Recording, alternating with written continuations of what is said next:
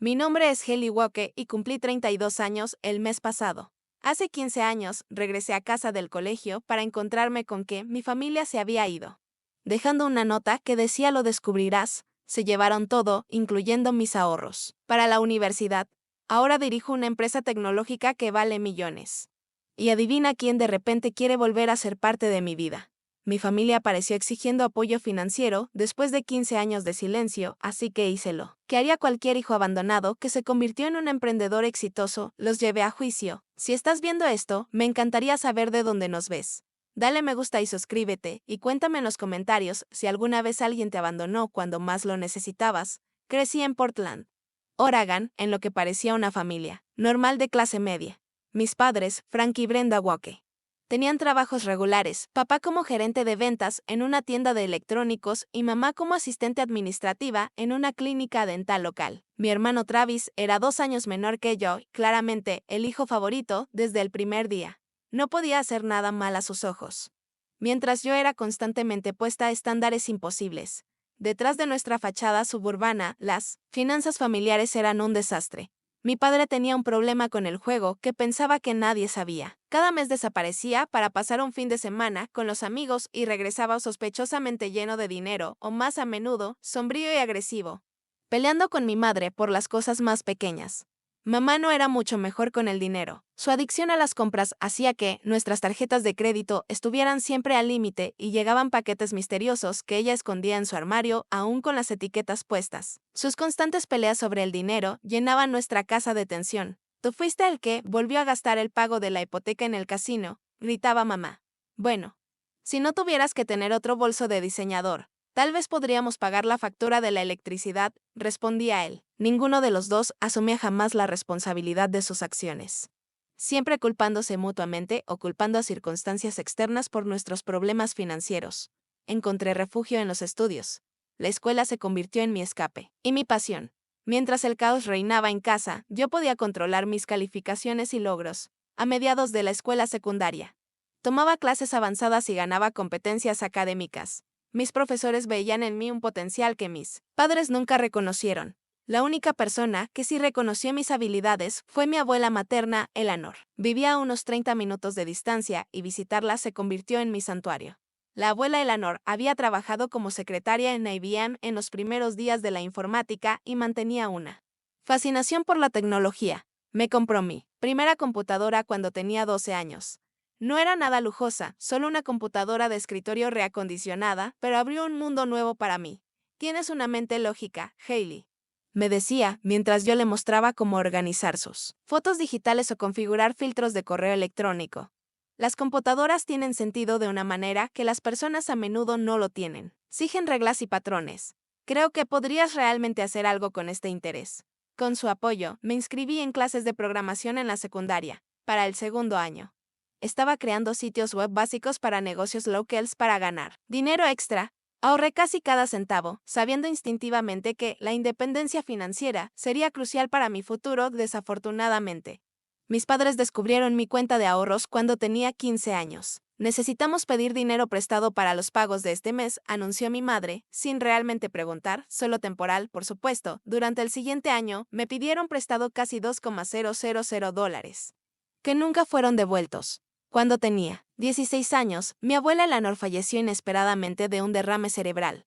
Estaba devastada. Ella había sido mi ancla emocional y mi mayor apoyo. En su testamento, me dejó 5,000 con una nota que decía, para tu educación y sueños, mi brillante niña. Mantuve esta herencia en secreto de mis padres, abriendo una cuenta nueva en otro banco y enviando los estados de cuenta a la casa de mi amiga. A medida que mis logros académicos crecían, también lo hacía el resentimiento de mis padres. Fui aceptada en prestigiosos programas de verano, nombrada para la Sociedad Nacional de Honor y me convertí en capitana del equipo de debate, pero en lugar de sentirse orgullosos, estos logros parecían provocar irritación en mis padres. No todo el mundo tiene que escuchar sobre tu GPA perfecto, me decía mi madre cuando intentaba compartir buenas noticias.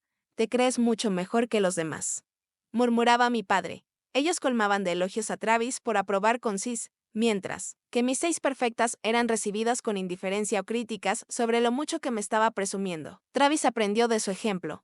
El consentido de los maestros. Se burlaba cuando estudiaba en vez de ver televisión. No es de extrañar que no tengas amigos. No era cierto.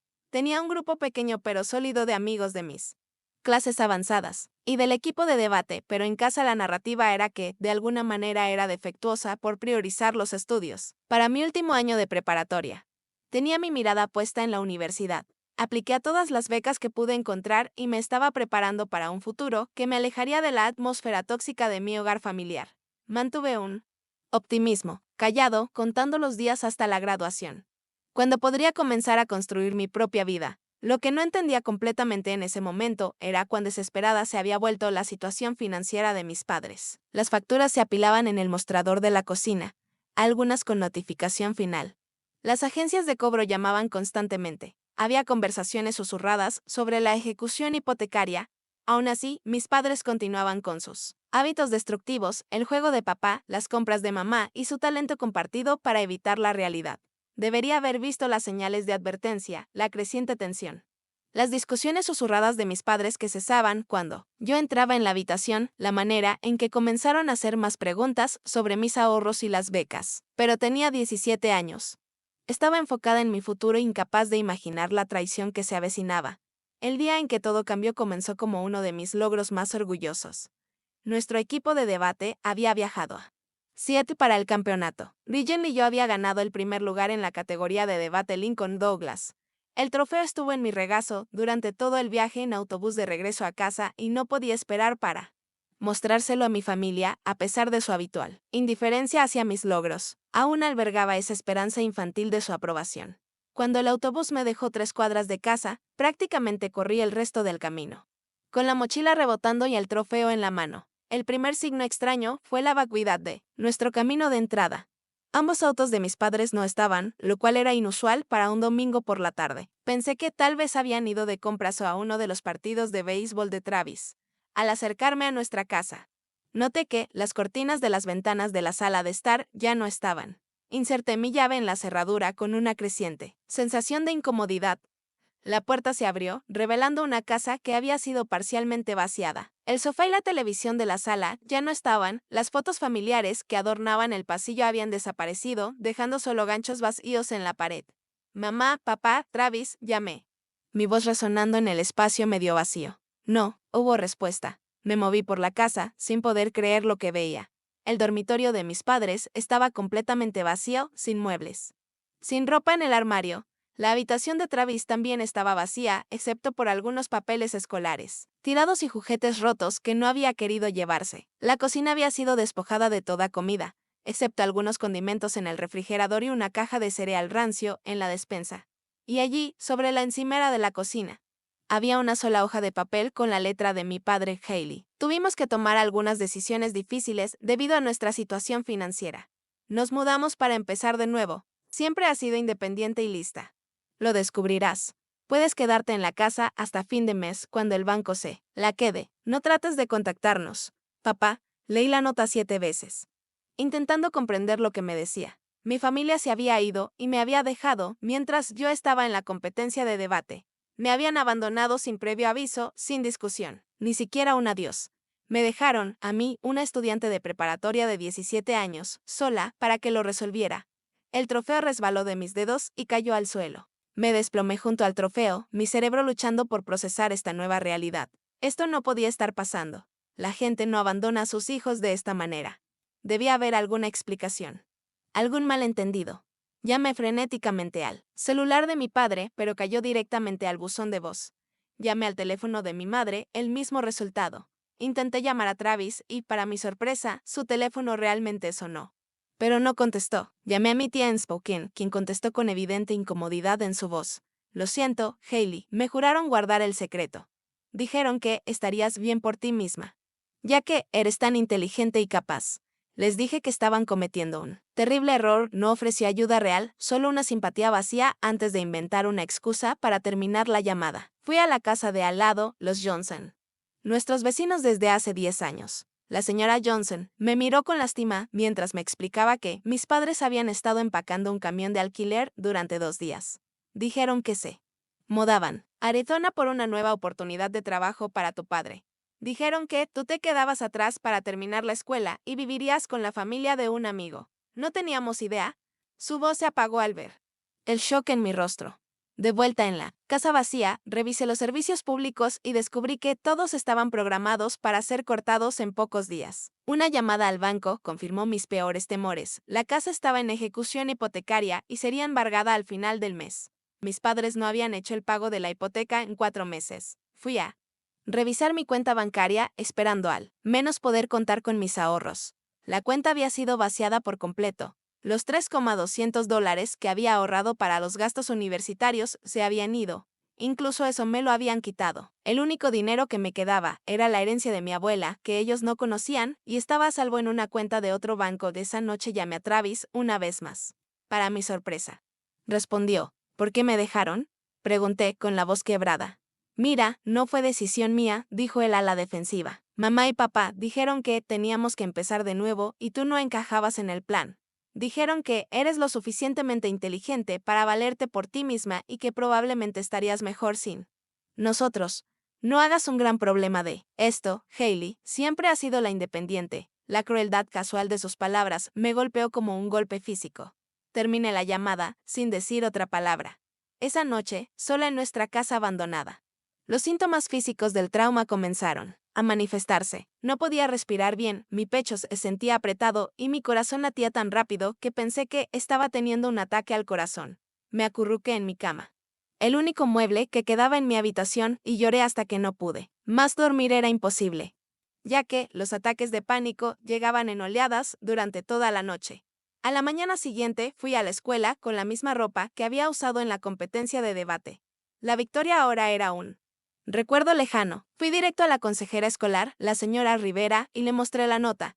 Su rostro pasó de la confusión al horror mientras la leía. Hailey, esto es abandono infantil, es ilegal. Necesitamos llamar a los servicios de protección infantil de inmediato. Hizo la llamada mientras yo me quedaba sentada en su oficina, insensible y desconectada de la realidad.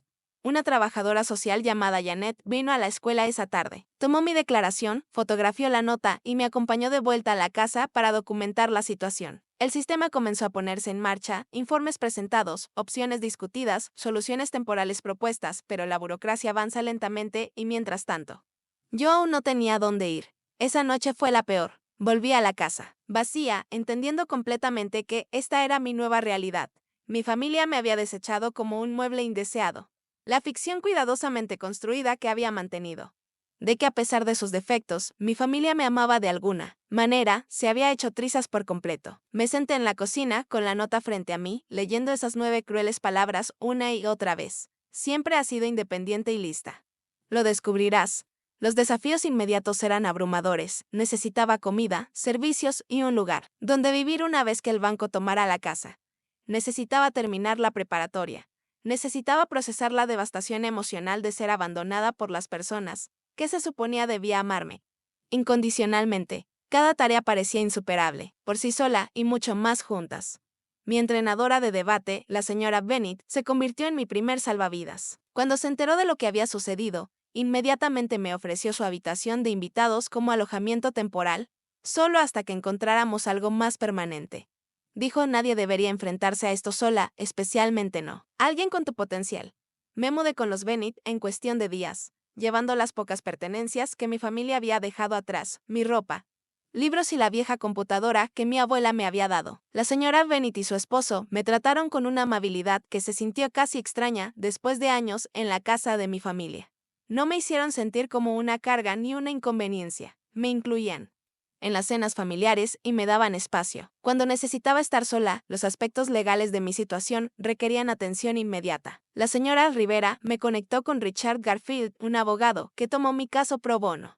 Me explicó el proceso de emancipación legal, que me permitiría funcionar como adulta a pesar de ser menor de edad.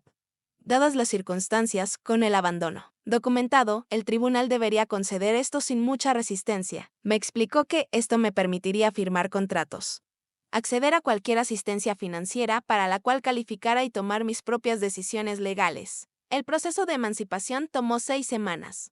Durante la audiencia presenté la nota de abandono, los estados de cuenta bancarios que mostraban mi cuenta vacía y el testimonio de los vecinos y oficiales escolares. La jueza, una mujer severa llamada la jueza Harris, me miró con compasión mientras concedía la emancipación. El tribunal determina que tus padres han abandonado su responsabilidad de manera reprochable, dijo. Eres claramente madura para tu edad y capaz de gestionar tus propios asuntos. Ojalá no tuvieras que hacerlo. La supervivencia financiera se convirtió en mi siguiente enfoque. Encontré un trabajo de fin de semana en una cafetería local y trabajaba por las tardes en la biblioteca pública. Los domingos. Hacía entradas de datos para una pequeña firma de contabilidad. Entre estos 3 trabajos a medio tiempo, logré reunir suficientes ingresos para cubrir las necesidades básicas mientras continuaba con la escuela. Dormir se convirtió en un lujo que no podía permitirme, entre el trabajo, la escuela y la tarea. Promediaba 4 horas por noche. Las ojeras se convirtieron en características permanentes debajo de mis ojos. Perdí peso, ya que las comidas se volvieron irregulares y a menudo consistían en lo que fuera más barato o gratuito de mi trabajo en la cafetería. Pero me negué a abandonar la escuela o dejar que mis calificaciones sufrieran. La educación seguía siendo mi boleto a un futuro mejor, el impacto emocional fue más difícil de cuantificar, pero imposible de ignorar. Desarrollé graves problemas de confianza, cuestionando las intenciones de cualquiera que me mostrara amabilidad. Las pesadillas asolaban lo poco que podía dormir. Soñaba que llegaba a casa y encontraba a todos desaparecidos. Una y otra vez, en diferentes variaciones. A veces soñaba que mi familia había regresado solo para despertar con la realidad de su ausencia. Mis problemas de abandono afectaron todas mis relaciones. Mantenía a las personas a distancia, temerosa de depender de alguien. Cuando los Bennett extendieron su oferta original de quedarme tanto tiempo como necesitara, insistí en pagar alquiler con mis humildes ganancias, incapaz de aceptar su generosidad sin sentirme endeudada. A pesar de estos desafíos, me gradué como la valedictoriana de mi clase. Mi discurso evitó cuidadosamente cualquier mención de la familia, enfocándome en cambio en la resiliencia y la autosuficiencia. La audiencia me dio una ovación de pie, sin saber la irónica dolorosa que se encontraba detrás de mis palabras sobre superar obstáculos. La señora Bennett lloró.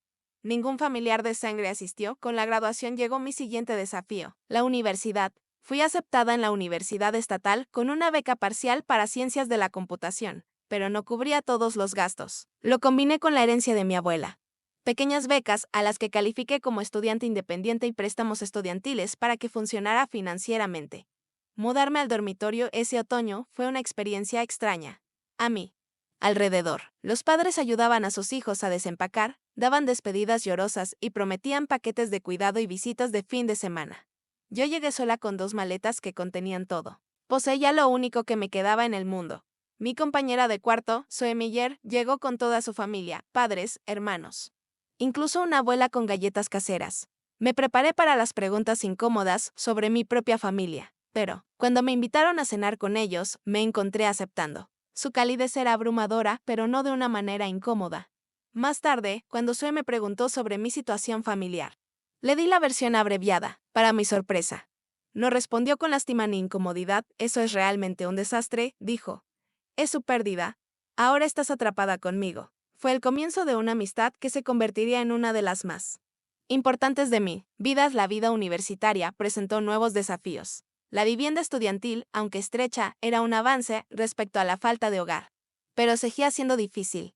Mantuve un presupuesto implacable, contando cada centavo. Los fideos ramen se convirtieron en un alimento básico en mi dieta. Tomé la carga máxima de clases para terminar mi carrera más rápido y trabajé a medio tiempo en el laboratorio de computación para complementar mis finanzas. Mi salud mental se deterioró durante mi primer año. El estrés de la inseguridad financiera, combinado con el trauma emocional del abandono, me llevó a sufrir ansiedad incapacitante y insomnio. Algunas noches me quedaba despierta hasta las 4 a.m., luego me arrastraba a las clases de las 8 a.m., funcionando con cafeína y determinación. Los servicios de consejería gratuitos de la universidad se convirtieron en esenciales para mi supervivencia. Mi terapeuta, el Dr. Patel, me ayudó a entender que el abandono no era culpa mía. Nada de lo que hace un niño justificaría lo que tus padres hicieron, insistía en nuestras sesiones. Sus acciones reflejan su carácter, no tu valor. Durante las vacaciones de invierno de mi primer año, cuando los dormitorios cerraron, no tenía dónde ir. Zoe insistió en que fuera a su casa en Chicago. Mi mamá ya tiene la habitación de invitados lista, dijo, sin dejar lugar a discusión. Esa Navidad con los Miller me mostró lo que era una familia funcional y amorosa. Fue tanto sanador como doloroso ser testigo de ello. En algún momento de ese primer año, escribí una carta a mis padres. Encontré su dirección a través de una búsqueda en registros públicos. Efectivamente, se habían mudado a Phoenix, como mencionaron los vecinos. La carta no fue enojada ni acusatoria. Simplemente les actualizaba sobre mi vida y les preguntaba por qué se habían ido. Nunca recibí una respuesta. Las fiestas fueron tiempos especialmente difíciles. Mientras otros estudiantes regresaban a casa para celebrar, yo tomaba turnos extras en el trabajo o me quedaba en los apartamentos de mis amigos. Creé nuevas tradiciones para mí misma, un maratón de películas en Acción de Gracias, un pequeño regalo para mí misma en la mañana de Navidad. Comida china para Año Nuevo. Estos rituales ayudaron a llenar el vacío dejado por las tradiciones familiares. En mi segundo año, conocí a la profesora Janet Hughes en mi clase avanzada de programación. Ella notó mi aptitud y dedicación, quedándose después de clase para discutir conceptos más allá del currículo. Se convirtió en otra figura de mentor. Alguien que vio mi potencial y lo fomentó sin condiciones. Tienes una perspectiva única, me dijo después de revisar mi proyecto de mitad de curso. Tu algoritmo aborda los problemas de una manera diferente a la que he visto antes. ¿Has considerado el desarrollo de aplicaciones? Bajo su guía, desarrollé mi primera aplicación como proyecto de clase, un programa sencillo que ayudaba a organizar horarios de estudio y priorizar tareas. Para mi sorpresa, otros estudiantes realmente querían usarla. Este pequeño éxito plantó una semilla que eventualmente crecería en algo mucho más grande. Me gradué con honores en ciencias de la computación y las ofertas de trabajo empezaron a llegar. Varias grandes empresas tecnológicas extendieron atractivos paquetes con salarios competitivos y beneficios. La seguridad era tentadora, después de años de inestabilidad financiera, pero algo me frenaba para aceptar. Durante mi último año, había desarrollado un protocolo de encriptación avanzado como parte de mi proyecto de tesis. La profesora Hughes estuvo particularmente impresionada. Esto tiene aplicaciones reales, Hailey. Esto no es solo teoría académica. Esto podría ser comercializable. Elegí el camino menos transitado. En lugar de optar por la seguridad corporativa, elegí un puesto en una pequeña startup donde podría seguir desarrollando mis ideas de encriptación. El salario era más bajo, las horas más largas y los riesgos mayores. Pero el potencial de crecimiento y control creativo me atraía.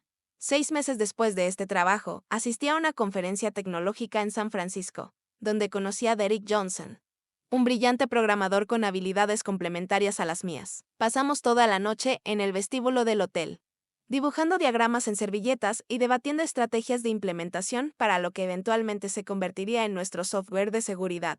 Deberíamos empezar nuestra propia empresa, dijo Derek mientras el sol comenzaba a salir. Tus protocolos de encriptación combinados con mi diseño de interfaz de usuario. Podríamos crear algo revolucionario, parecía un sueño imposible. Pero la semilla ya estaba sembrada. Pasamos los siguientes 4 meses desarrollando un plan de negocios mientras seguíamos trabajando en nuestros respectivos trabajos. Necesitábamos capital inicial, lo cual ninguno de los dos tenía. Nuestra oportunidad llegó cuando Derek me presentó a Marques Chin, un inversionista ángel que había financiado a su empleador anterior. Presentamos nuestro concepto mientras tomábamos café en una pequeña cafetería. Yo estaba nerviosa, desvelada y convencida de que nos echarían de la reunión, pero en lugar de eso, Márquez nos escuchó atentamente, hizo preguntas puntuales sobre la tecnología y luego nos sorprendió a ambos. Me gusta lo que estoy escuchando, invertiré 50,000 por un 15% de participación. No era una fortuna en el mundo tecnológico, pero era suficiente para empezar. Dejé mi trabajo la semana siguiente. Derek hizo lo mismo. Alquilamos una oficina diminuta, realmente solo una sala de almacenamiento convertida en un edificio de almacén. Y nos lanzamos al desarrollo. Esos primeros días fueron emocionantes y aterradores. Trabajamos 16 horas al día, subsistiendo a base de café y comida para llevar, durmiendo en los sofás de la oficina cuando se acercaban los plazos. Mi pequeño departamento de estudios se volvió aún más austero mientras redirigía cada centavo sobrante al negocio. Vendí mi coche. Eliminé cualquier gasto innecesario y viví lo más frugalmente posible. La disciplina financiera que había aprendido por necesidad ahora me servía bien como estrategia de negocio. Nuestro primer gran avance llegó a los 8 meses. Desarrollamos un algoritmo de encriptación que era significativamente más seguro y eficiente que las opciones existentes en el mercado, cuando lo demostramos en una conferencia de ciberseguridad. Los expertos de la industria lo notaron, pero el éxito no fue una línea recta hacia arriba. Nuestro primer lanzamiento de software tuvo errores críticos que requirieron costosas reparaciones de emergencia. Un competidor más grande amenazó con Una demanda frívola por patente que agotó nuestro presupuesto legal. 3 meses de trabajo en desarrollo tuvieron que ser desechados cuando descubrimos un defecto fundamental en nuestro enfoque. Nuestra cuenta bancaria disminuía peligrosamente. Tenemos unas 6 semanas de margen, me informó Derek una tarde de viernes sombría, mostrándome las proyecciones financieras. Necesitamos inversión e ingresos rápido. Ese fin de semana no dormí. Refiné nuestra presentación. Llamé a todos los contactos de la industria que había hecho y me preparé para un último intento de salvar la empresa. El lunes por la mañana, tenía 6 reuniones programadas con posibles inversionistas para la semana siguiente. Las primeras 5 reuniones resultaron en rechazos educados, demasiado arriesgado, demasiado temprano. No suficiente tracción. Cuando llegué a la 6ª reunión con la capitalista de riesgo Sofía Rodríguez, ya estaba operando con poco combustible y esperanza desvanecida. Sofía fue diferente de las demás. Hizo preguntas técnicas que demostraron que entendía nuestro producto a un nivel más profundo. Cuestionó nuestras proyecciones de mercado, obligándonos a defender nuestras suposiciones con datos. La reunión, programada para 1 hora, se extendió a 3. Creo en lo que están construyendo, dijo finalmente. Y, lo más importante, creo en ti, Hailey. Tu persistencia es impresionante. Mi fondo invertirá 2 millones por un 20% de participación. Así, de repente, todo cambió. Nos mudamos a oficinas apropiadas. Contratamos a un equipo de desarrolladores y aceleramos el desarrollo de nuestro producto. La empresa creció de ser solo Derek y yo a un equipo de 50 personas en 18 meses. Lanzamos nuestra suite de software de seguridad con buenas críticas y comenzamos a adquirir clientes corporativos. Con mi primer sueldo significativo, compré una casa modesta, nada extravagante, pero completamente mía. Después de años de inseguridad en la vivienda, tener un hogar permanente representaba más que solo una inversión financiera. Era seguridad emocional hecha tangible. 3 años después de fundar la empresa, conseguimos nuestro primer contrato millonario con una importante institución financiera. Su equipo de seguridad probó nuestra encriptación contra todos los métodos de ataque conocidos y la encontró superior a todas las alternativas. Esta validación de un jugador de la industria reacio al riesgo abrió más puertas. El reconocimiento profesional siguió. Y fui incluida en la lista de Forbes 30 menores de 30 en la categoría de tecnología. El artículo mencionaba brevemente mi trayectoria como una emprendedora autodidacta que se pagó la universidad, aunque había compartido pocos detalles sobre mi situación familiar con el entrevistador. A medida que la empresa seguía creciendo, también lo hacían mis responsabilidades y niveles de estrés. Trabajaba constantemente, en parte por necesidad y en parte para evitar enfrentar los problemas emocionales que aún cargaba. Mi terapeuta, a quien seguía viendo mensualmente, señaló esto en una de nuestras sesiones: hiciste unos muros impresionantes, Hailey. Te han protegido, pero también están impidiendo que entre la felicidad potencial. ¿Cuándo fue la última vez que hiciste algo puramente por placer? Era una pregunta que no supe responder. Mi identidad se había entrelazado tanto con la supervivencia y luego con el éxito, que había olvidado cómo simplemente ser. Esta realización condujo a pequeños pero significativos cambios. Empecé a tomar los sábados libres. Me uní a un grupo de senderismo. Me permití pequeños lujos sin culpa. Durante este periodo de crecimiento personal, salí brevemente con el CFO de nuestra empresa, Michael Thornton. Era inteligente, ambicioso y parecía entender mi dedicación al negocio. Pero la relación se tambaleó cuando mis problemas de confianza salieron a la luz. Su frustración creció a medida que lo mantenía a distancia emocional. Es como si hubiera una parte de ti que está guardada, dijo durante nuestra conversación de ruptura. No puedo competir con fantasmas. Hailey tenía razón, por supuesto. Seguía siendo atormentada por el abandono, esperando que todos se fueran eventualmente. Mi terapeuta me ayudó a ver este patrón y comenzar el difícil trabajo de abordarlo. Las personas que te dejaron también estaban rotas, me explicó. Sus acciones no se trataban de ti, se trataban de sus propios fracasos. No todos se van, Hailey. Algunas personas se quedan. De esta verdad fue reforzada por la familia elegida que había construido a mi alrededor. Zoe seguía siendo mi amiga más cercana, ahora viviendo a solo unos kilómetros y trabajando como diseñadora gráfica. La señora Bennett, mi exentrenadora de debate, seguía llamándome mensualmente para saber cómo estaba. La profesora Hughes se había convertido en una consejera valiosa para mi empresa. Derek no solo era un socio comercial, sino también un amigo de confianza. Estas relaciones habían perdurado y se habían profundizado con el tiempo. 5 años después de comenzar la empresa, alcanzamos un gran hito. Nuestra valoración llegó a los $100 millones, después de una nueva ronda de financiamiento. Habíamos crecido a más de 200 empleados en 3 oficinas. Nuestros productos de seguridad protegían datos de empresas en los sectores financiero, de salud y gubernamental. Había logrado más éxito del que podría haber imaginado el día en que llegué a casa para encontrarme con que mi familia se había ido. La asustada niña de 17 años abandonada. Difícilmente reconocerá a la CEO confiada que me había convertido. Lo había descubierto, tal como sugería su cruel nota. Pero no de la manera en que ellos habían intencionado. Había construido algo significativo a partir de los escombros que dejaron atrás. Lo que no me di cuenta fue que mi éxito público eventualmente traería el pasado de regreso a mi presente. El artículo en Forbes me había hecho visible de una manera que no había anticipado. Mi nombre y rostro ahora estaban asociados con una empresa valiosa, y esa información había llegado a personas que una vez me consideraron desechable. El primer contacto llegó a través de Facebook. De todos los lugares. Rara vez usaba las redes sociales, manteniendo cuentas mínimas principalmente para fines de negocios. La notificación de mensaje mostraba un nombre que no había visto en 15 años, Travis Woke. Hola, hermana. Tanto tiempo sin hablar.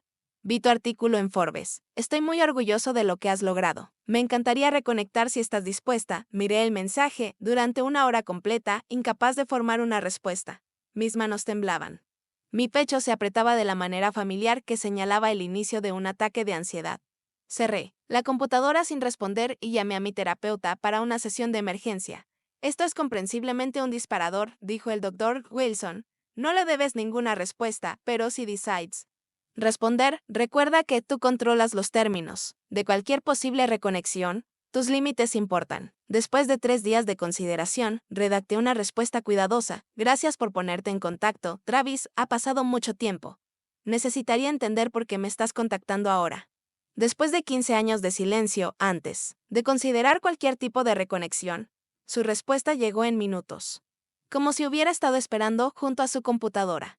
Lamento cómo sucedieron las cosas durante años.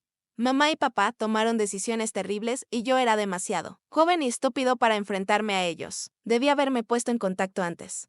Me gustaría tener la oportunidad de disculparme en persona. Si estás dispuesta, intercambiamos algunos mensajes más. Cada uno cuidadosamente redactado de mi parte. Aprendí que estaba casado, con 2 hijos, trabajando como ajustador de seguros en Phoenix. Aseguró tener poco contacto con nuestros padres en estos días. No mencionó explícitamente mi éxito financiero nuevamente, pero el momento de su contacto era sospechoso. Después de 2 semanas de comunicación, acepté una llamada telefónica. Escuchar su voz después de tantos años fue surrealista. Sonaba como nuestro padre ahora, con la misma cadencia y tono. Se disculpó repetidamente, afirmando que había sido solo un niño que no entendía la gravedad de lo que estaba pasando. Mamá y papá no están bien, mencionó finalmente. Con un tono cuidadosamente casual, papá ha tenido algunos problemas de salud. Han luchado financieramente desde la recesión. No saben que estoy hablando contigo, por cierto. Ahí estaba, la primera pista de lo que realmente se trataba. Dejé que la declaración flotara en el aire sin responder y la conversación siguió con detalles sobre sus hijos y su trabajo. Pero la semilla ya estaba plantada. Acepté encontrarme con Travis, en persona en un restaurante a medio camino entre nuestras ciudades. Elegí un lugar público intencionalmente y le dije a Zoe exactamente dónde estaría. Con instrucciones para llamarme a una hora específica como medida de seguridad. No estaba segura de qué temía exactamente, pero la precaución se había convertido en segunda naturaleza. Travis llegó con fotos de sus hijos, una niña de 5 años y un niño de 3. Tu sobrina y sobrino, dijo, deslizando las fotos sobre la mesa. Les encantaría conocer a su tía Hailey algún día. La manipulación emocional era transparente, pero aún así efectiva. Estos niños inocentes no tenían la culpa. No merecían ser víctimas de la grieta entre su padre y yo. Me encontré suavizándome. A pesar de mi resolución de mantenerme distante, Travis habló de arrepentimientos y años perdidos. Compartió actualizaciones sobre miembros de la familia extendida que una vez conocí. Mencionó a nuestros padres, cuidadosamente pintándolos como más viejos y algo cambiados por las dificultades de la vida. Papá tuvo un pequeño infarto el año pasado, dijo, revolviendo su café. Las cuentas médicas han sido difíciles. Tuvieron que vender la casa y mudarse a un apartamento. Mamá todavía pregunta por ti, de vez en cuando. ¿Sabes? Se pregunta cómo estás. Podría haber llamado en cualquier momento, en los últimos 15 años para saber, respondí. Con la voz firme. Ambos podrían haberlo hecho, Travis asintió, luciendo. Apropiadamente contrito, están demasiado avergonzados, creo. Pero se arrepienten de lo que pasó. Las personas cometen terribles errores a veces, especialmente cuando están desesperadas. Al final de nuestra comida, Travis introdujo otro personaje en el drama. Su esposa Amber ha estado animándome a ponerme en contacto contigo durante años. Ella piensa que la reconciliación familiar es importante. ¿Estarías dispuesta a conocerla algún día, tal vez con los niños? Acepté pensarlo, sin comprometerme, pero no completamente cerrada. Parte de mí quería irme y no volver nunca más. Otra parte. La niña herida aún dentro de mí anhelaba alguna forma de resolución o explicación que me ayudara a entender lo que había sucedido. Una semana después, recibí un correo electrónico de mi madre. Ver su nombre en mi bandeja de entrada me dio un sobresalto en el sistema. El mensaje era emocional y cuidadosamente redactado. Mi querida Hailey, no ha pasado ni un día en que no haya pensado en ti y lamentado el terrible error que cometimos. Estábamos en una situación tan desesperada, en ese entonces, tomando decisiones pobres por miedo. Sé que las palabras nunca podrán compensar lo que hicimos, pero daría lo que fuera por tener la oportunidad de disculparme en persona. Tu padre y yo hemos cambiado, hemos aprendido lecciones difíciles. Estamos muy orgullosos de la increíble mujer en la que te has convertido, a pesar de nuestros fracasos. Por favor, considera permitirnos volver a formar parte de tu vida. Con todo mi amor, mamá. El cálculo del momento fue obvio. Primero Travis. Luego la introducción de los niños inocentes para suavizarme y ahora este llamado emocional. Lo discutí con mi terapeuta, quien me ayudó a ver los patrones en juego. Fíjate cómo ella se refiere al terrible error que cometimos en lugar de al terrible daño que te hicimos. Me señaló el doctor Wilson. Hay una sutil evasión de responsabilidad allí. El orgullo en lo que te has convertido, a pesar de nuestros fracasos, sugiere que ven tu éxito como algo separado, más que influenciado por su abandono, a pesar de estas señales de alerta. Finalmente acepté una cena familiar. Mi curiosidad y la necesidad persistente de obtener un cierre sobrepasaron mi mejor juicio. Elegí un restaurante elegante en mi ciudad, creando un terreno neutral, donde me sentiría más en control. Llegaron como una unidad, Travis y Amber con sus hijos, seguidos por mis padres. Ver a Frank y Brenda Walker en persona, después de 15 años, fue impactante. Habían envejecido considerablemente. El cabello de mi padre se había vuelto completamente gris y su rostro mostraba profundas arrugas. Mi madre había ganado peso y se movía con una lentitud que no había tenido antes. Se veían como padres comunes envejecidos, no los monstruos que mi memoria había conservado. Mi madre me abrazó, con lágrimas corriendo por su rostro.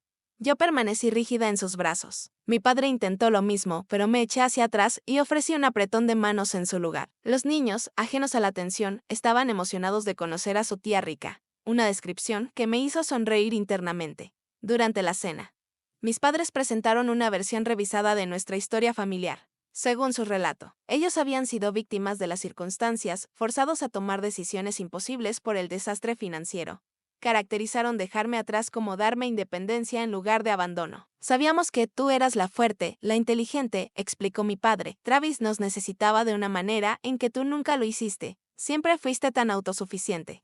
Pensamos que estarías mejor si nuestros problemas arrastrándote estábamos ahogados en deudas, perseguidos por algunas personas muy peligrosas a quienes tu padre les debía dinero, agregó mi madre. Tuvimos que desaparecer, escuché sin interrumpir, notando la omisión conveniente de cómo vaciaron mi cuenta bancaria. Antes de irse, o como una simple conversación, podría haberme dado algo de agencia en la situación en lugar de una fría nota. También cómo no intentaron contactarme durante 15 años hasta que me hice exitosa.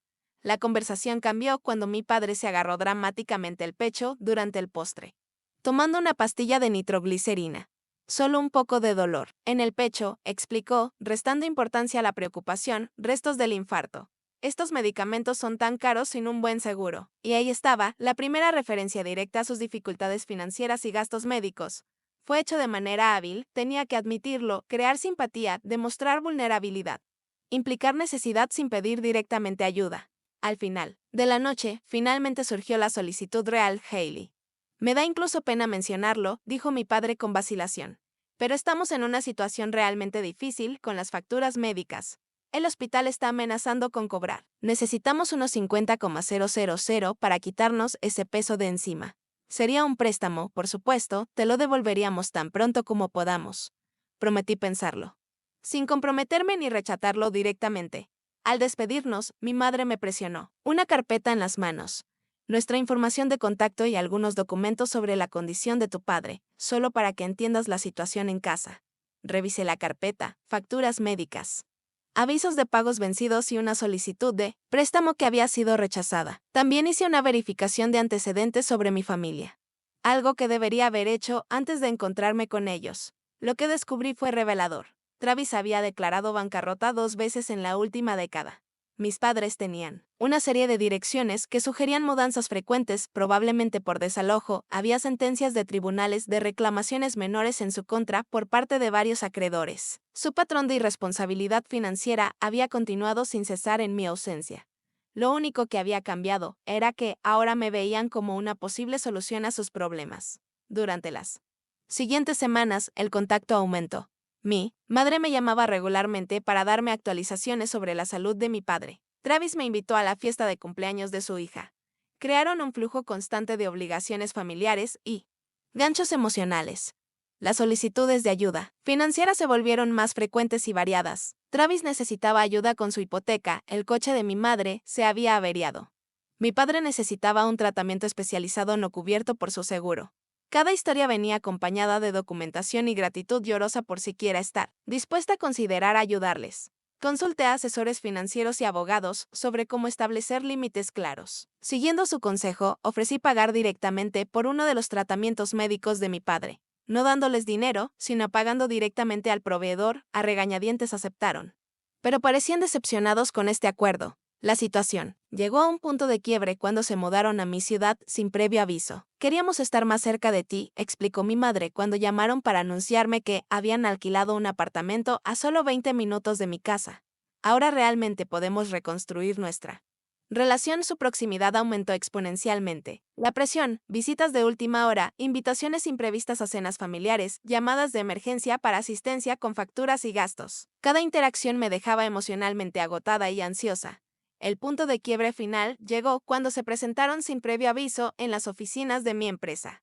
Yo estaba en una reunión de directorio cuando mi asistente interrumpió para informarme que mis padres estaban en el vestíbulo insistiendo en verme por un asunto urgente de familia. El asunto urgente resultó ser que su alquiler estaba 3 días atrasado y necesitaban $4,000 para evitar el desalojo.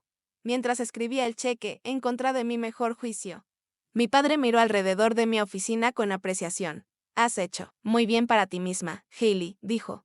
Siempre supimos que lo harías. Por eso nos sentimos bien al dejarte sola. Algunos pájaros necesitan ser empujados del nido para volar. Esa reescritura de la historia, transformando su abandono en una especie de regalo de amor duro. Fue el momento en que regresó la claridad. No habían cambiado. Eran las mismas personas que habían dejado a una niña de 17 años con una nota insensible y una cuenta bancaria vacía. La única diferencia era que ahora me veían como un recurso para explotar, en lugar de una carga que descartar. Esa noche llamé a mi abogada, Sarah Goldstein, y programé una cita para el día siguiente. Ya era suficiente, tienes opciones, me explicó Sarah Goldstein mientras su oficina se llenaba de luz solar por la tarde. Una orden de restricción sería la solución más inmediata. Basada en el patrón de comportamiento que has descrito, podríamos presentar un caso por acoso. Había trabajado con Sarah en asuntos empresariales durante años, pero esta era nuestra primera conversación sobre mi situación personal. Le había detallado toda la historia, desde el abandono original hasta la actual campaña de presión financiera. Mi preocupación es que ellos hagan pública alguna versión distorsionada de nuestra historia familiar, le expliqué. ¿Saben qué? Tengo una reputación que proteger ahora. La empresa está en negociaciones para una adquisición. Cualquier publicidad negativa podría afectar el trato. Sarah consideró esto. Y luego dijo, entonces tal vez se necesite un enfoque más integral. Podríamos presentar una demanda civil por el abandono original, el robo de tus ahorros y el acoso actual. Traería todo a la luz en nuestros términos, con la evidencia correctamente presentada. Discutimos los pros y los contras de varias estrategias legales. Una carta de cese y desista parecía el primer paso apropiado, una advertencia formal que establecería límites y crearía un registro en caso de que fuera necesario tomar más medidas. La carta fue cuidadosamente redactada, detallando el patrón de abandono seguido de explotación financiera. Pedía no haber más contacto y advertía que los intentos continuos resultarían en acciones legales. La envié a su apartamento por mensajero con copias enviadas a Travis y su esposa. Su respuesta fue rápida y predecible. Mi padre llamó, dejando un mensaje de voz lleno de indignación justa. Después de todo, hemos hecho todo por ti. ¿Así es como tratas a la familia? Te creamos mejor que esto, Hailey. Si así es como quieres jugar. Tal vez el mundo debería saber qué tipo de persona eres realmente. La amenaza velada confirmó que habíamos tomado la decisión correcta. El enfoque de mi madre fue diferente, mensajes llorosos sobre la sanación familiar y el perdón, posicionándome como la parte irrazonable por involucrar abogados en un asunto familiar. Cuando ignoraron la carta de cese y desista y continuaron con los intentos de contacto, Sara aconsejó seguir adelante con la demanda. Necesitamos demostrarles que hablas en serio. Ellos cuentan con tu deseo de evitar el conflicto y la publicidad. Presentamos una demanda civil alegando acoso, inflicción intencional de angustia emocional e intento de fraude. También incluimos el abandono original y el robo de mis ahorros universitarios, aunque Sara advirtió que la ley de prescripción podría aplicarse a esas reclamaciones más antiguas. Mis padres respondieron con una contrademanda que llevó la audacia a nuevos niveles. Afirmaron que habían invertido en mi educación y desarrollo temprano, lo que había contribuido directamente a mi éxito actual. Por lo tanto, argumentaban que tenían derecho a una compensación financiera como inversionistas iniciales en mi carrera. La absurdidad podría haber sido risible si no fuera tan dolorosa. Básicamente estaban afirmando que responsabilidades parentales básicas, como enviarme a la escuela pública y proporcionarme refugio durante 17 años, constituían una inversión comercial que merecía rendimientos. A medida que avanzaba el proceso legal, la fase de descubrimiento reveló aún más sobre mi familia de lo que sabía. Su historial financiero no solo incluía deudas por juego y adicción a las compras, sino también varias instancias de fraude de seguros y pequeños fraudes dirigidos a vecinos mayores. Habían dejado un rastro de relaciones explotadas y deudas impagas a través de varios estados. Travis fue interrogado como parte del proceso, bajo juramento. Admitió algo que yo había sospechado durante mucho tiempo. Mamá y papá vieron el artículo de Haley en Forbes y decidieron reconectarse. Específicamente por su éxito financiero, dijo papá. Fue como ganar la lotería sin comprar un boleto. El caso empezó a atraer la atención de los medios. Un periódico local de negocios publicó un artículo titulado "La CEO de tecnología demanda a sus padres que la abandonaron", que fue recogido por medios más grandes. Autoricé a Sara para que hiciera una breve declaración, destacando que se trataba de un asunto familiar privado que, lamentablemente, requería una resolución legal después de que los intentos de establecer límites razonables fracasaran. El apoyo que recibí de mi empresa y amigos fue inquebrantable. Derek insistió en reorganizar nuestros horarios para que pudiera asistir a todos los procedimientos legales necesarios. Zoe vino a la corte conmigo en los días difíciles. Mi equipo ejecutivo asumió más responsabilidades mientras yo me ocupaba de la demanda. El Dr. Wilson, mi terapeuta, proporcionó un testimonio experto sobre el impacto psicológico del abandono infantil. El trauma que la señora Walke experimentó a los 17 años creó problemas de confianza y ansiedad que requirieron años de terapia para abordar. La reciente reaparición de su familia y sus demandas financieras la ha retraumatizado. Deshaciendo un progreso terapéutico significativo, el desarrollo más sorprendente llegó cuando Travis decidió testificar a mi favor contra nuestros padres. Su esposa Amber aparentemente le había dado un ultimátum después de conocer toda la historia de mi abandono. O te pares por lo que es correcto, o me llevo a los niños a casa de mi madre, le dijo ella. El testimonio de Travis fue demoledor. Hablaron de dejar a Haley atrás durante semanas antes de hacerlo. Específicamente esperaron hasta que ella estuviera en esa competencia de debate para no tener que enfrentarse a ella.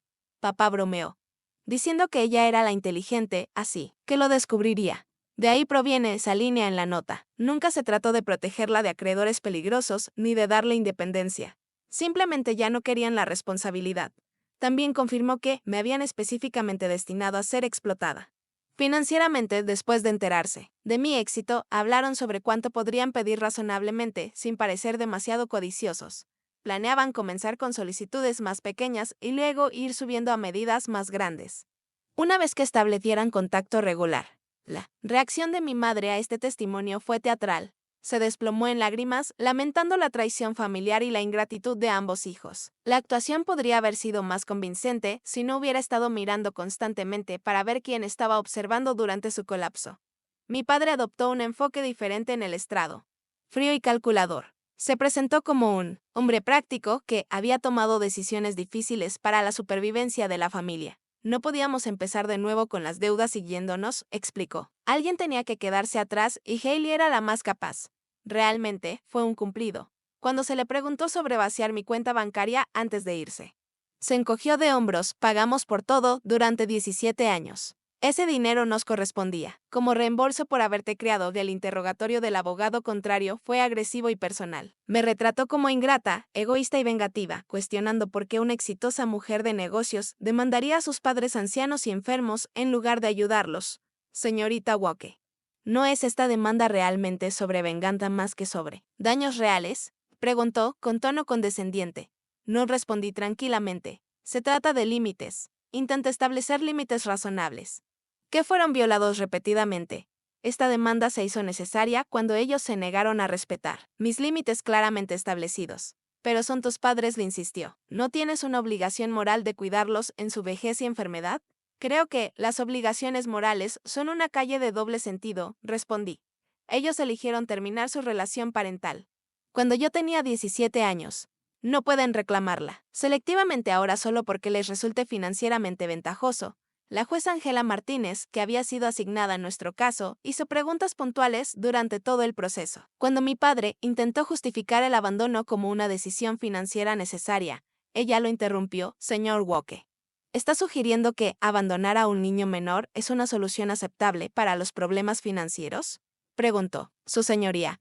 Estábamos en circunstancias extraordinarias, comenzó él. Esa no era mi pregunta, interrumpió ella.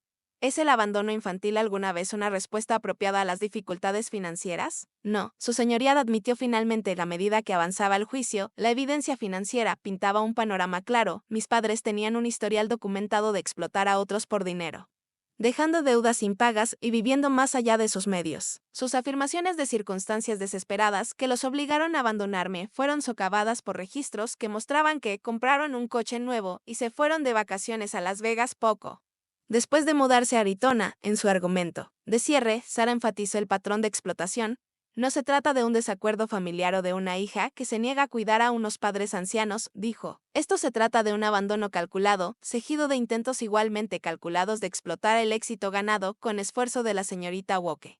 Los demandados abandonaron a su hija, pero no su sentido de derecho sobre sus recursos.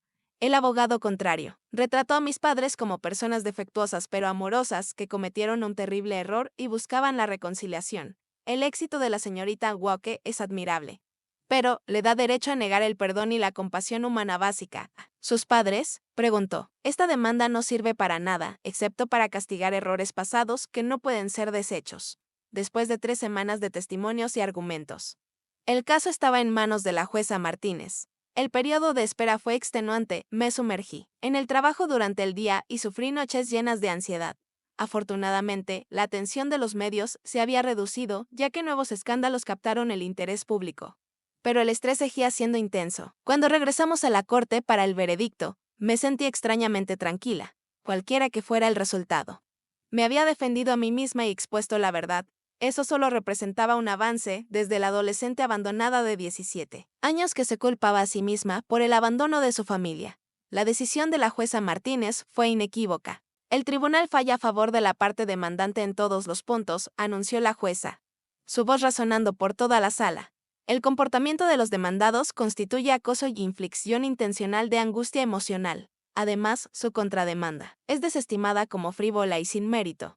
Se concede la orden de restricción que requiere que mis padres mantengan una distancia de al menos 500 pies de mí, de mi casa y de mi lugar de trabajo. Se les prohíbe contactarme directamente o a través de terceros. Además, se les ordena pagar mis honorarios legales y una suma modesta por daños por angustia emocional, aunque la ley de prescripción impide la solución legal para el abandono original. La jueza Martínez señaló, este tribunal considera que las acciones de los demandados son moralmente reprobables. Abandonar a un niño menor y robarle sus ahorros demuestra un fracaso profundo en la responsabilidad parental que no puede ser excusado por dificultades financieras. Al salir del tribunal, un peso se levantó de mis hombros. La batalla legal había sido agotadora, pero proporcionó un reconocimiento formal de agravios que habían quedado sin resolver durante 15 años. El tribunal había validado mi experiencia y mi derecho a establecer límites. Travis se acercó a mí fuera del tribunal, con una expresión conflictiva. Lo siento por cómo llegó esto, dijo. Debería haberme enfrentado a ellos hace años. Fui un cobarde. Ambos éramos niños formados por padres difíciles.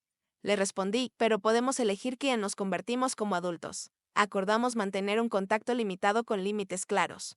Sus hijos. Mis sobrinos merecían la oportunidad de conocer a su tía, aunque la relación con sus abuelos permaneciera cortada. En los meses siguientes, me concentré en sanar y avanzar. El doctor Wilson sugirió crear algo positivo a partir de la experiencia dolorosa. Muchos jóvenes enfrentan el abandono o el colapso familiar sin los recursos que tú desarrollaste, me dijo. Tu historia podría ayudar a otros en situaciones similares. Esta conversación despertó una idea. Establecí la Fundación Figure It Out, una organización sin fines de lucro dedicada a apoyar a adolescentes que enfrentan el abandono familiar, la inseguridad de vivienda o el envejecimiento en el sistema de foster care. La fundación brindaba alojamiento de emergencia, becas educativas, mentoría y servicios terapéuticos. Cuando alguien le dice a un adolescente que se las arregle, queremos ser el recurso que realmente les ayude a hacerlo, explicaba en el evento de lanzamiento de la fundación. El nombre reclamó el cruel desprecio de la nota de mis padres y lo transformó en una misión de empoderamiento. La fundación estableció un programa de becas específicamente para estudiantes de hogares inestables. Cada año seleccionábamos a 20 beneficiarios que demostraban potencial académico a pesar de las circunstancias desafiantes. Además del apoyo financiero, brindamos oportunidades de mentoría y pasantías en empresas asociadas, incluida la mía.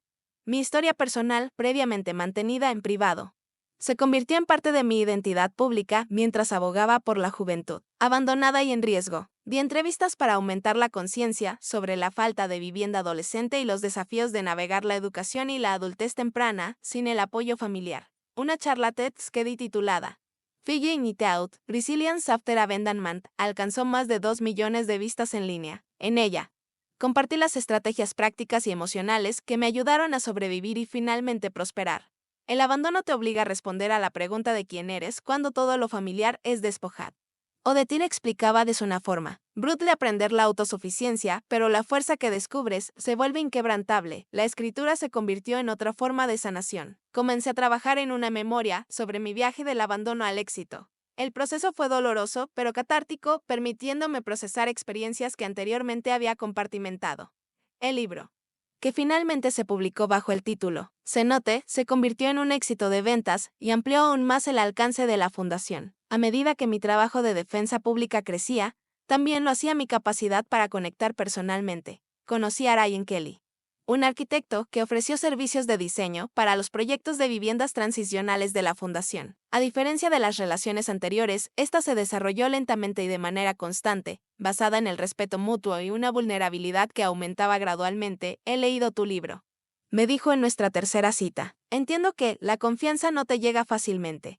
Estoy dispuesto a ganármela al ritmo que funcione para ti. Su paciencia y consistencia me ayudaron a desmantelar las barreras emocionales que había construido. Por primera vez, me encontré siendo capaz de depender de alguien sin el constante miedo al abandono. Cuando el pánico o la desconfianza surgían, como a veces sucedía, él respondía con compasión en lugar de frustración. El trabajo de la fundación me puso en contacto con otras personas que habían experimentado el distanciamiento familiar. Sus historias reforzaron lo que mi terapeuta había sostenido durante mucho tiempo, que la familia, en última instancia, se define por el amor, el apoyo y la presencia, no simplemente por la relación de sangre. Había construido una familia elegida a lo largo de los años. Zoe, que había sido mi amiga desde el primer año, la señora Bennett, que me ofreció refugio cuando no tenía ninguno, la profesora Hughes, que reconoció mi potencial, Derek, que se asoció conmigo para construir nuestra empresa, y ahora Ryan, que me mostró que la vulnerabilidad podía ser fortaleza en lugar de debilidad. Esta red de conexiones genuinas contrastaba fuertemente con las vacías demandas de la familia biológica que me abandonó cuando no tenía nada y regresó solo cuando tenía algo que querían. La diferencia aclaró mi comprensión de lo que constituyen los verdaderos lazos familiares. A medida que la fundación crecía, ampliamos nuestros programas para incluir la defensa legal para menores que buscaban la emancipación. Pensaba a menudo en Richard Garfield, el abogado que me había ayudado a navegar ese proceso años atrás, y lo crucial que había sido su asistencia durante un momento desesperado. La orden de restricción contra mis padres finalmente se hizo permanente cuando violaron sus términos varias veces, enviando mensajes a través de conocidos e intentando contactarme en eventos públicos. Finalmente se mudaron de regreso a Arizona, aparentemente habiendo agotado sus oportunidades de explotación financiera en mi ciudad. Travis mantuvo contacto ocasional, trayendo a sus hijos para visitas cuidadosamente planeadas unas pocas veces al año. Nuestra relación permaneció complicada, pero mejoró gradualmente a medida que él continuaba con la terapia y desarrollaba límites más saludables con nuestros padres. 5 años después del caso judicial, mi empresa completó una adquisición exitosa por parte de una empresa tecnológica más grande, multiplicando significativamente mi riqueza personal. Renuncié como CEO, pero permanecí en la junta, mientras cambiaba mi enfoque principal al trabajo de la fundación. El dinero trajo libertad, pero no felicidad por sí mismo. La verdadera riqueza en mi vida vino del trabajo significativo, relaciones genuinas y el conocimiento de que mis experiencias, incluso las dolorosas, se estaban transformando en apoyo para otros que enfrentaban desafíos similares. Al reflexionar sobre mi viaje, reconocí que el abandono me había enseñado lecciones duras pero valiosas, que era más fuerte de lo que sabía, que las conexiones genuinas debían ser atesoradas y no esperadas y que el propósito puede surgir del dolor cuando se canaliza de manera constructiva. La asustada niña de 17 años que había mirado una cruel nota que decía "lo descubrirás". Nunca habría imaginado a dónde me llevaría ese viaje forzado de descubrirlo. A través de la autosuficiencia necesaria, descubrí capacidades dentro de mí que podrían haber permanecido dormidas en un camino de vida más convencional. Esto no excusa ni justifica lo que mis padres hicieron. Su abandono fue un acto de profunda egoísmo y crueldad, pero mi respuesta a ello, la vida que construí a pesar de y tal vez por su deserción, se convirtió en un testamento de la resiliencia y la capacidad humana de crear significado a partir del sufrimiento. Si has seguido conmigo a través de esta historia, me encantaría escuchar tus pensamientos en los comentarios. ¿Alguna vez tuviste que descubrirlo por ti mismo cuando alguien que debería haberte apoyado desapareció? ¿Cómo reconstruiste la confianza después de la traición? Tus experiencias podrían ayudar a otros que aún están en medio de sus propios viajes difíciles. Por favor, dale like y suscríbete si esto resonó contigo y comparte este video con alguien que necesite escuchar que el abandono no define su valor ni limita su potencial. Gracias por escuchar y recuerda que tu historia todavía se está escribiendo, sin importar cuán dolorosos sean algunos capítulos.